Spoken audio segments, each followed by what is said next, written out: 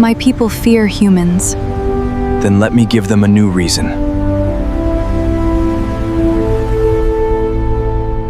On a cold dock, on a lost colony world, one alien woman sat alone. No one wanted her. She was called too old, she was called damaged, she was left behind like broken cargo. But one man looked at her and saw something no one else could see. He didn't walk away. He reached out his hand, and in front of everyone, he married her. People laughed. People whispered. Some even warned him to stop. But what happened next shocked the entire colony. Because this unwanted, alien bride was hiding a secret. A secret so big, it could change the fate of an entire species. In this story, you will learn 3 things nobody saw coming. First, why she was really abandoned at that dock, and it has nothing to do with her age. Second, what hidden power was sleeping inside her the whole time. And third, how one lonely man's small act of kindness ended up saving thousands of lives. This is not just a love story. This is a story about worth, about what happens when the world throws someone away, and one person refuses to do the same.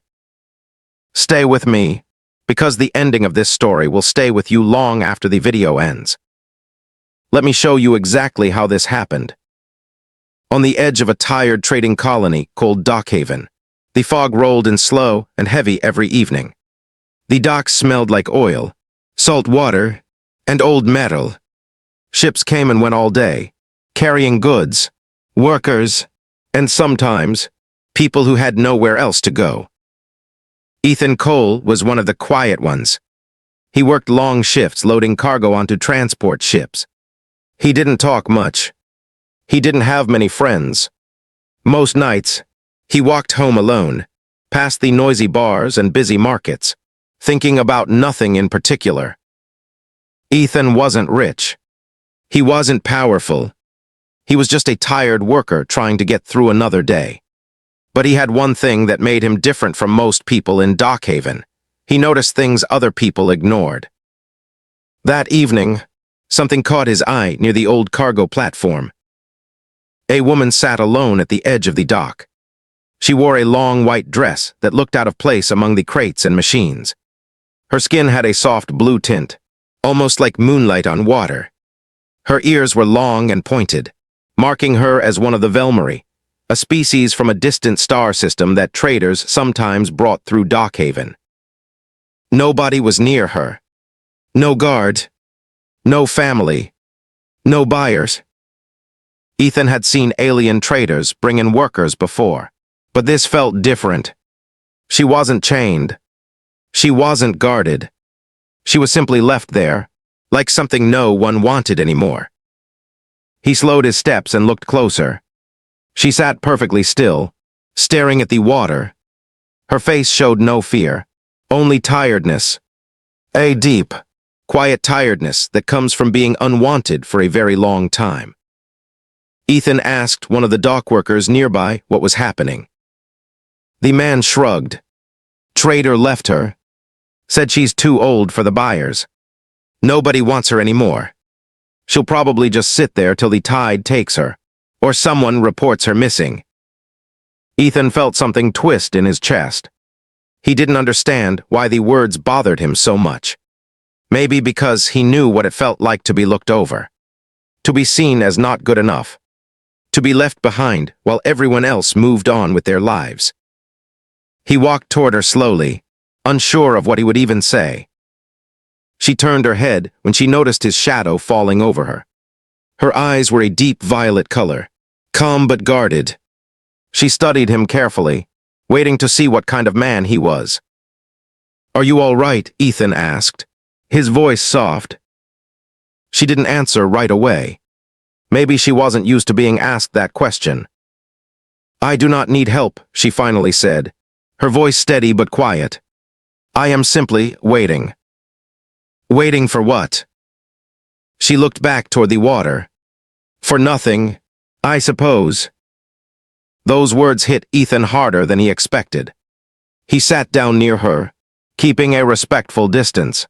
And for a while, neither of them spoke. The waves lapped gently against the dock. Distant ship horns echoed through the fog. Ethan didn't know her name. He didn't know her story. But something told him this woman wasn't just abandoned by chance. Something about the way she held herself, calm and composed even after being left behind, made him think there was more to her than anyone realized. He asked her name.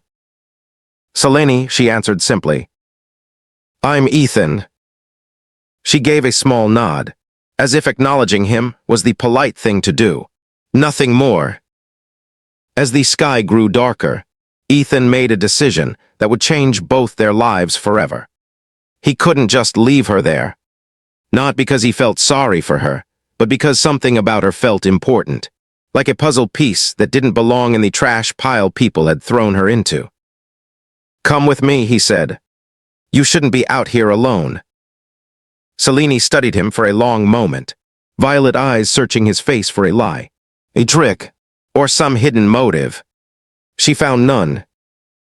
"Why would you help me?" she asked. "You gain nothing from this." Ethan shrugged. "Maybe I don't need to gain anything." For the first time that evening, something shifted in her expression. It wasn't quite a smile, but it was close. She rose slowly from the dock, her long white dress catching the dim light of the harbor lamps. As they walked away together, neither of them noticed the shadowy figure watching them from a distance, someone who had been tracking Selene's movements long before she was ever left at that dock. Little did Ethan know, this simple act of kindness was about to pull him into a story far bigger than he ever imagined. The next few days passed quietly. Ethan gave Selene a small room in his modest apartment near the docks. She didn't ask for much. She ate little, spoke even less, and spent most of her time staring out the window at the busy streets of Dockhaven. Ethan noticed strange things about her. She never seemed tired, even after staying awake for 2 days straight. She flinched whenever loud engines passed by, almost like the sound reminded her of something painful. And once, when a cup slipped from the table, she caught it in midair before it could even fall halfway, faster than any human reflex should allow. He didn't ask about it. Not yet. He figured she would tell him when she was ready. One evening, as they sat together sharing a simple meal, Ethan finally asked the question that had been sitting in his mind since the dock. "Why did they leave you?" Selene set down her spoon slowly. For a moment, he thought she wouldn't answer at all.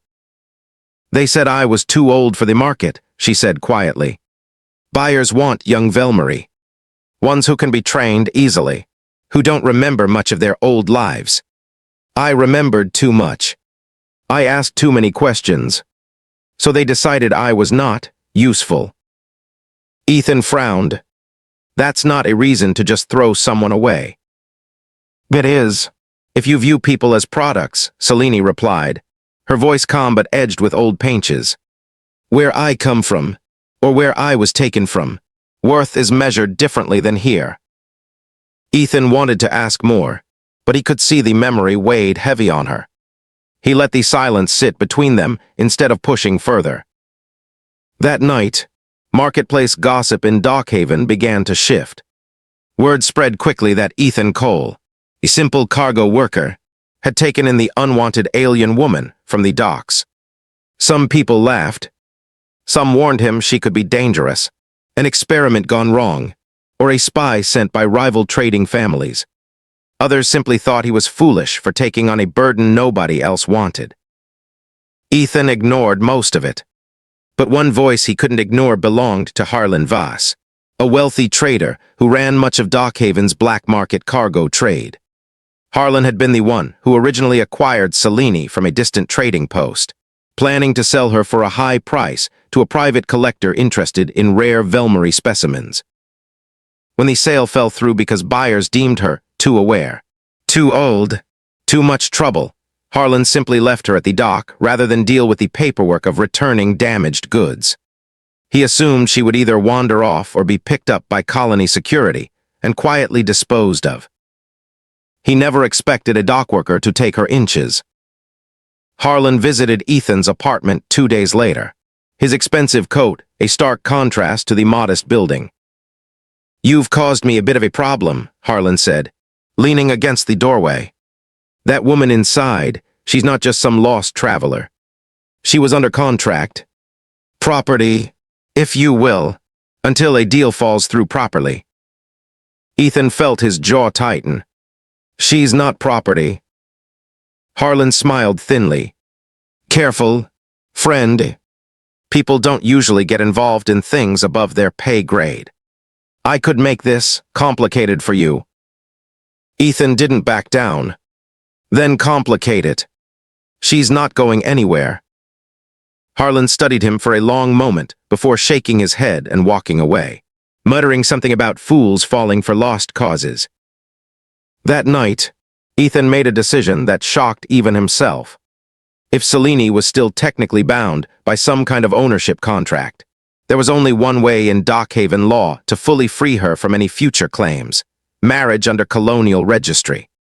Once married, no trade contract, old ownership claim, or trade or loophole could touch her again. He explained this to Selene carefully, making sure she understood it wasn't about possession or control, but about protection. "I don't expect anything from you," Ethan said. "I just don't want anyone able to take you away like you're some kind of cargo." Selene stared at him for a long moment, her violet eyes searching his face again, just like she had done at the dock. This time, she didn't just find the absence of a lie. She found something else. Something that looked a lot like real, unselfish care. "Why do you keep choosing me?" she asked softly. "You gain nothing from this." Ethan shrugged, the same way he had at the docks. Maybe helping someone doesn't need a reason. The next morning, in a small colonial registry office, with only 2 dockworkers as witnesses, Ethan Cole married Selene of the Velmery. No fancy ceremony, no family, no celebration. Just 2 people, choosing each other when the rest of the galaxy had chosen to look away. But neither of them knew this simple act of protection had just triggered something far bigger than Harlan Voss's petty trade complaints. Somewhere far beyond Dockhaven's foggy skies, powerful forces had been searching for Selene long before she was ever abandoned at that dock, and her marriage had just made her impossible to quietly disappear. Weeks passed. Life in Dockhaven slowly returned to its normal rhythm. Ethan continued his shifts at the loading docks, and Selene began adjusting to her new life, though she remained careful, watchful, always slightly on edge. She started helping around the apartment, learning small human customs, cooking simple meals, and even smiling occasionally when Ethan cracked a dry joke about his tiring workday. Slowly, the guarded woman from the dock began to soften, just a little. But something still didn't sit right with Ethan. Selene often stared out the window for long periods, especially when large cargo ships passed overhead. Her hands would tighten into fists, and her eyes would follow the ships until they disappeared from view. One night, unable to sleep, Ethan found her sitting by the window again, staring at the stars. "Selene," he said gently, sitting beside her, "what are you looking for?" She was quiet for a long moment before answering. "I am looking for home." "Where is home?" She hesitated. "A place most humans have never heard of. A place that, according to the traders who took me, no longer officially exists." Ethan frowned. "What do you mean, no longer exists?" Selene turned to him, her violet eyes reflecting the dim starlight. "My homeworld was called Valorin. It was rich in resources few civilizations possess, crystals capable of stabilizing energy fields across vast distances. Powerful mining corporations wanted access to it. My people refused to sell our land." She paused, her voice growing heavier. "So they found another way to take it." Ethan's chest tightened. "What happened?" "They didn't destroy the planet outright.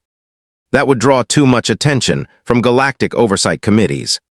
Instead, they slowly took our people, one by one, labeling us rescued refugees from a supposed environmental disaster.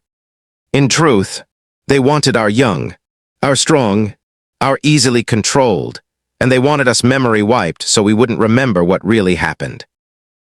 And you didn't forget, Ethan said slowly. No, Selene said. The process didn't fully work on me. I remembered enough to be considered faulty. That is why I was labeled too old, too aware, too much trouble. Not because of my actual age, but because I remembered the truth. Ethan sat in stunned silence. This wasn't just a story about mistreatment. This was about an entire people being quietly erased, planet and memory alike, while corporations profited from silence. Does anyone know about this? Ethan asked. A few, Selene said. Those who remember, like me, are hunted quietly. Not killed outright, that would raise questions. Simply removed. Sold far away. Forgotten in places like Dockhaven. Ethan felt anger rise in his chest, but also a strange sense of purpose. Why are you telling me this now? Selene looked at him carefully. Because Harlan Voss did not simply give up after our marriage. He has been asking questions about me to people higher up the trade chain. People who know exactly what I am, and what I remember. Ethan, I fear my past has found me again. As if summoned by her words, a knock echoed through the apartment door. Ethan tensed, gesturing for Selene to stay quiet as he moved toward it carefully. He opened the door just enough to see a tall man in a dark corporate uniform standing outside, flanked by 2 armed guards. Ethan Cole, the man asked coldly. We need to speak with your wife. There's been a mistake in her registry documents. Corporate matters. Ethan felt Selene's hand grip his arm tightly from behind. Her voice, barely above a whisper, carried a warning he would never forget. Do not let them take me. Ethan, if they take me now, no one will ever hear the truth about Valoran. For the first time since the docks, Ethan realized this fight was no longer just about protecting one abandoned woman from being sold like property.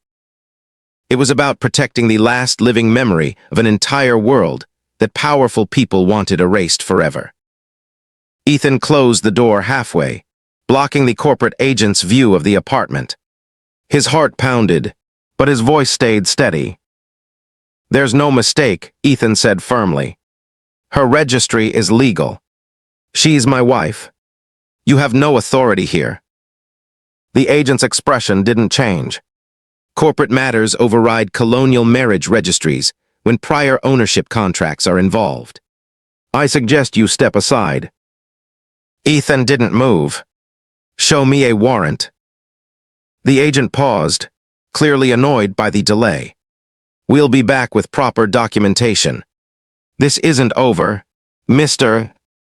Cole. The 3 men turned and walked away, disappearing into the foggy evening streets. Ethan shut the door and locked it immediately, his hands shaking slightly from the adrenaline. They'll come back, Selene said quietly. With real paperwork this time. Corporate law moves slowly, but it moves with purpose. Then we need proof, Ethan said. Proof of what really happened to Valoran. If people know the truth, they can't just quietly take you away. Selene shook her head. It's not that simple. The corporations responsible are powerful. They control trade routes, colonial councils, even some oversight committees. Without solid evidence, my word alone means nothing. I would simply be labeled a confused refugee suffering from memory instability. Ethan thought for a moment. Then we get evidence. Real evidence. Over the next several days, Ethan and Selene moved carefully, avoiding attention while quietly gathering information. Selene remembered fragments of coordinates, corporate names, and shipping manifests from before her memory was tampered with. Ethan, using his connections among dockworkers who loaded and unloaded cargo daily, began piecing together shipping records that matched Seleni's fragmented memories. Slowly, a pattern emerged. Ships listed as carrying mining equipment were, according to old manifests, Ethan managed to access through a friendly cargo clerk, actually transporting Velmary refugees under vague labels like biological specimens and environmental relocation subjects. One name kept appearing across multiple old shipping documents: Corvantes Mining Consortium, the very same corporation Selene claimed had taken over Valorin under the guise of environmental rescue. As Ethan dug deeper, he realized Harlan Voss wasn't just a random trader who happened to acquire Selene. According to whispered rumors among dock workers, Harlan had long-standing ties to Corvantes, occasionally handling special deliveries for them, deliveries that avoided normal customs inspections. Ethan brought his findings to Selene late one night, spreading printed shipping manifests across their small kitchen table. "This matches what you remember," Ethan said. "The coordinates, the corporate name, even the vague labeling on refugee shipments. If we can get this in front of the right people." "Corporate lawyers will bury it," Selene interrupted gently. "Paper records can be dismissed as clerical errors. We need something undeniable." "Like what?" Selene closed her eyes for a moment, as if steadying herself before revealing something important. "Like me." Ethan frowned. "What do you mean?" "The memory wipe process used on Velmary refugees leaves physical traces," Selene explained. "A specific neural marker, detectable through proper medical scans, proving forced memory alteration occurred. If a neutral, independent medical examiner conducts that scan and finds the marker, paired with these shipping records, it becomes very difficult to dismiss as simple confusion." Ethan's eyes widened. "You're willing to do that, even knowing what it could stir up?" Selene met his gaze steadily. "I have spent years being told I am unwanted, unnecessary, disposable. If exposing the truth costs me safety, so be it. But I would rather fight for the memory of my people than hide quietly for the rest of my life."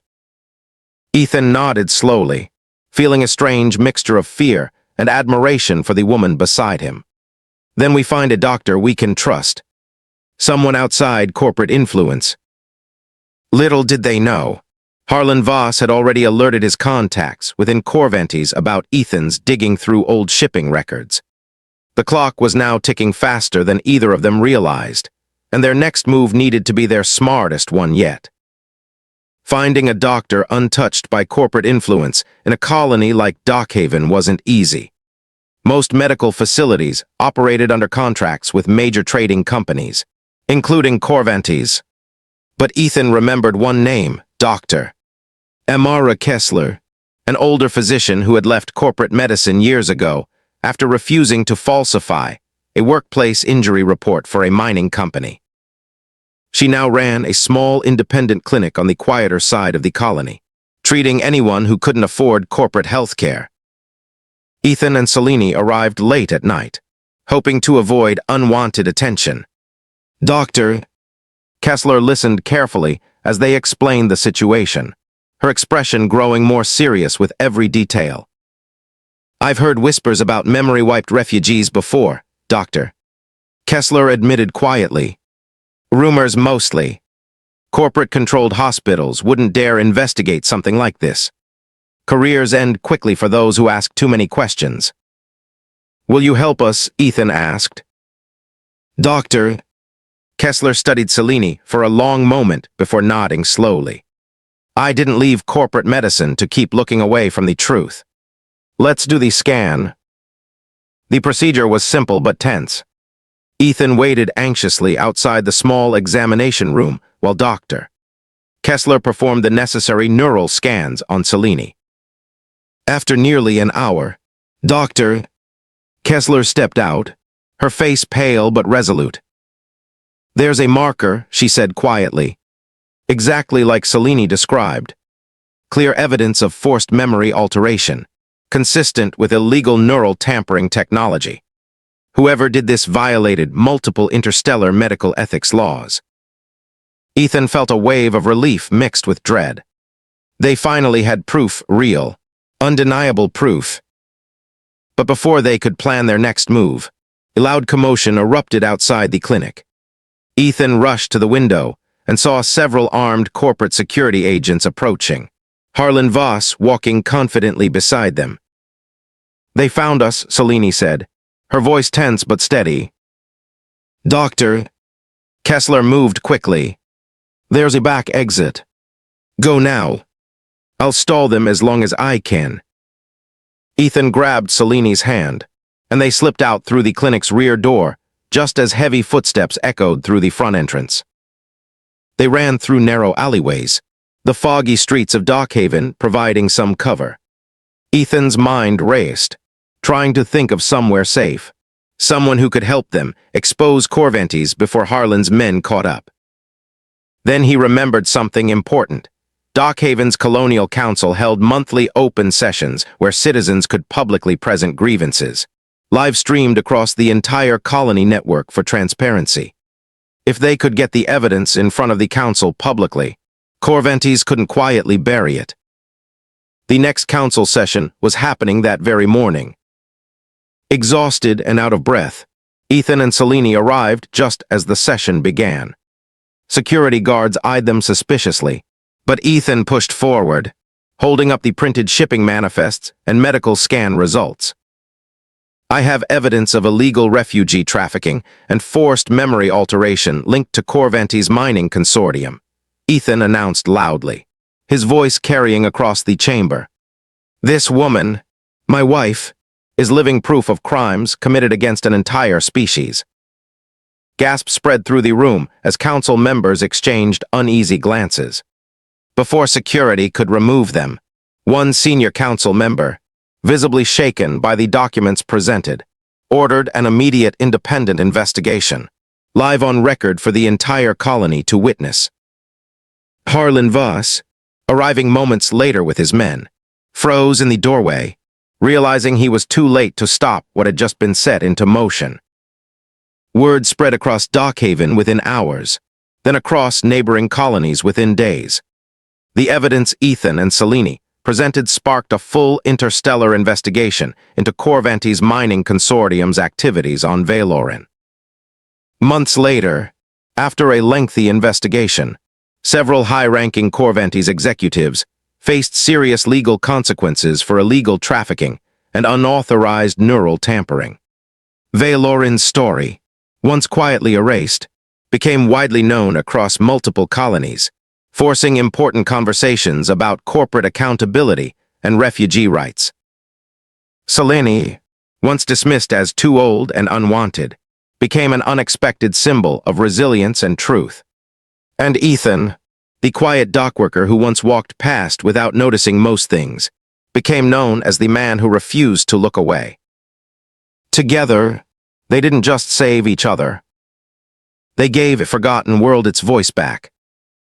Here's the twist most people miss in stories like this.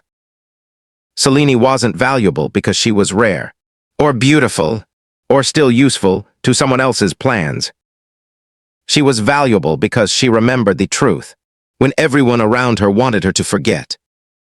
That's the real reason she was abandoned. Not her age, not her worth. Her memory made her dangerous to the people who profited from silence.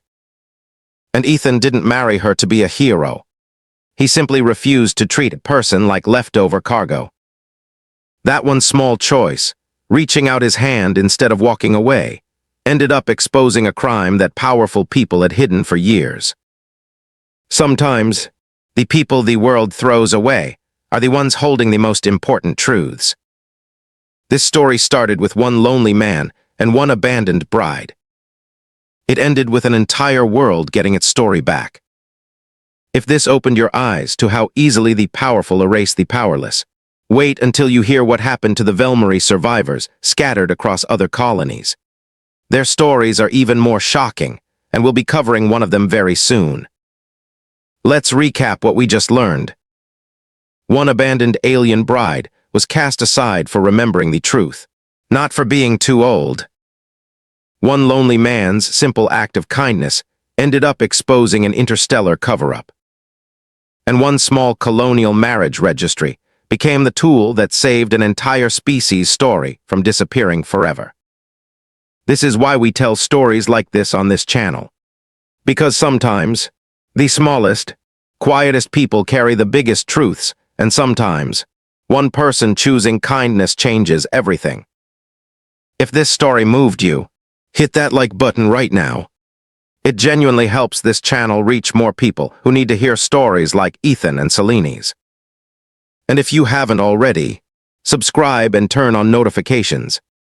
We upload new HFY Sci-Fi stories every single week, full of hidden twists, powerful themes, and unforgettable characters just like this one. For those who want even deeper stories like this one, check out our related video linked on screen right now. It dives into what happened to other Velmari refugees scattered across the galaxy after Valoran's truth came out. Now I want to hear from you. If you were in Ethan's position, standing on that foggy dock, seeing someone the whole world had given up on, would you have reached out your hand too? Drop your answer in the comments below. I read every single one, and I always love seeing what this community thinks. Thank you for watching till the end. Stay curious, stay kind, and I'll see you in the next story.